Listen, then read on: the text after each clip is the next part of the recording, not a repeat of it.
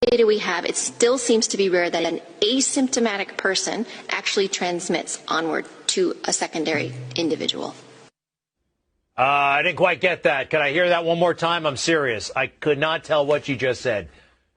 From the data we have, it still seems to be rare that an asymptomatic person actually transmits onward to a secondary individual. Still didn't quite get that, but Dr. Samadi went to medical school. He's been listening to doctors all of his life. Doctor, I believe the headline from the World Health Organization is asymptomatic people are not infectious. They're not going to spread the disease. Is that what the WHO is saying? Yes, that's correct, Greg. Look, you and I have been going at this since February of this year. We've covered more than hundreds of these segments on Newsmax TV.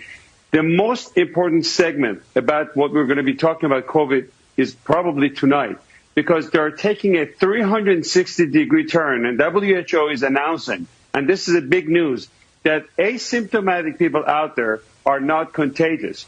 Remember, because we didn't know who would be passing this virus or not, we made everybody do something called social distancing. This is a new word that you've heard of it, and it came to our life a few months ago. We made everybody across the board to wear masks. At the beginning, we said if you have symptoms, you wear the mask to protect others, and then we gave in because CDC and everybody kept changing back and forth. We also made everybody to go for testing. We need 300 million tests the next day, or else we cannot reopen our country. And guess what? This thing is very important. It's a breaking news that if you are not symptomatic and you don't have any symptoms of fever, chills, shortness of breath, or any of those symptoms we've spoken about, the risk of passing it on to other people and being contagious is very rare.